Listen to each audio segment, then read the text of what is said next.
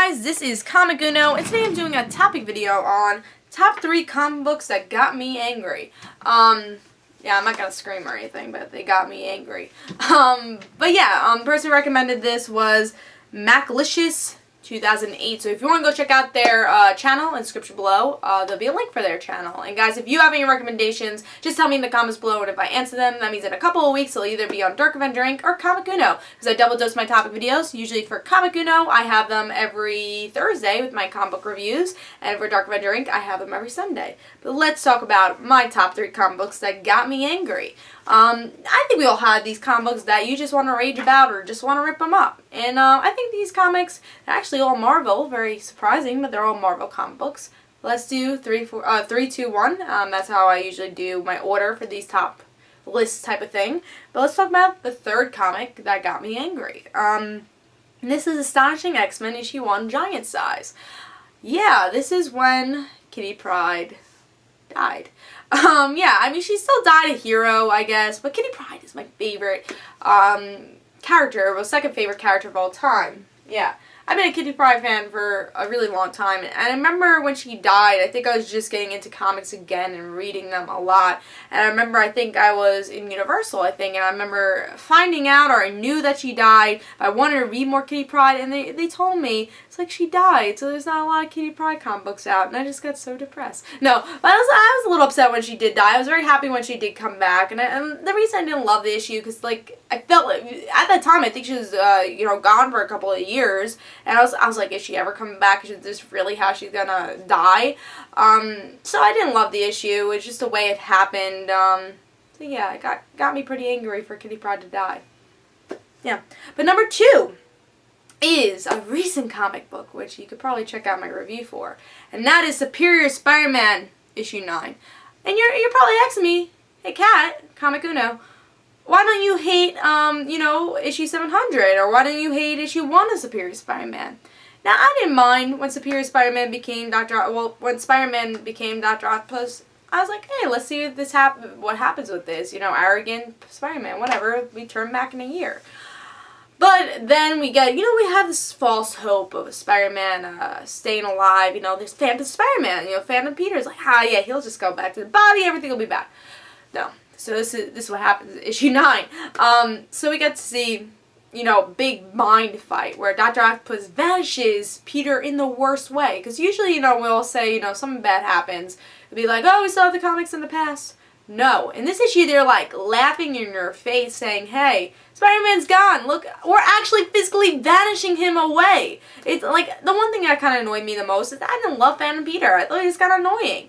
It's like, if we're going to have Peter, just bring back Peter. Put him in another body. Don't put him as a Phantom just saying, oh no, I don't like that, It made him feel even more whinier, and I don't think Peter's whiny. I just felt like they're showing that he's whiny, saying, hey, you really want this guy back? So, Phantom Peter in general just made the character feel whiny, even though I don't believe Peter's whiny. I know a lot of people do, but I don't. But as Phantom Peter is kind of whiny.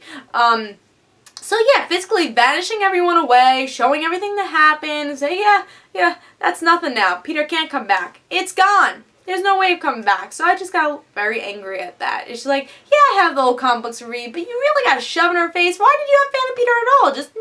You didn't need the issue. And that's kind of what annoyed me, is that you didn't need Phantom Peter, and he had no use. And that's what kind of annoyed me the most. And that was a recent comic that I got really annoyed by. Now, the first one that got me most annoyed of all time. This is a story arc, because I actually don't remember the particular issues, so. One More Day. Yeah, One More Day. Spider-Man. This is when Peter and MJ's marriage doesn't exist. And this got me really upset. I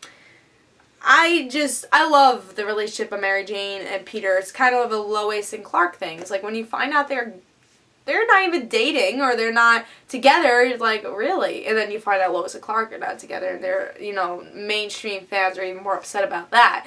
But, they're such an iconic couple, so when that happened, I was like, why do you have to do that? There's not a lot of marriages in comic books, which I think is a shame. I think we should have some solid relationships, and I even laughed when we read Green Lantern, Jeff Johns' last run, and last issue for his run, issue 20, And it's like Carol Ferris and Hal have their happily ever after, but all these other characters are not married. And Carol and Hal always are like breaking up or, you know, not always working out and they're always fighting, you know.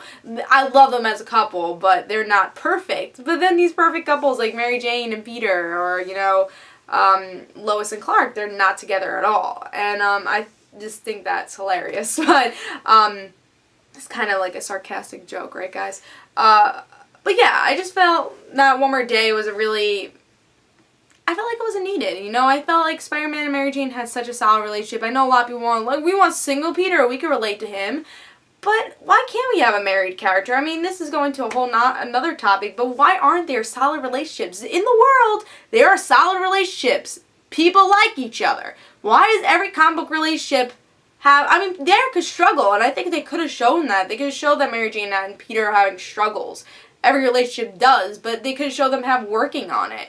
You know, and I think that's what was the shame of that. You know, they could have just worked on it. You know, the writers could have worked on a relationship if they didn't like it. Or maybe made Mary Jane more into something. You know, they could have really done something more than just destroy one of the most iconic relationships ever. And that's kind of what disappointed me, especially because these are two of my most favorite characters of all time. So that's something that really disappointed me. And again, I think it just shows that why is comic books really just showing that no one could be together? I think people could be together. And all we have is what? Really, I think all we have is Sue and Reed, and their relationship is not even that great. But they fix on it. But that's also because it's very a solid relationship. Like, they're both superheroes, so I feel like it's kind of harder for them to separate. But who knows what's going to happen with their relationship in the future, because comic books just don't like people having good relationships, which is a shame, because I think they should show that. But yeah, so I think that's my number one comic that got me so angry. So I hope you guys enjoyed. This is Comic Uno. Guys, tell me 3 comics that got you so angry, and definitely tell me in the comments below, and I'll see you guys later. Guys, don't forget to follow me on Twitter for Comic Uno and the right situations. Bye, guys.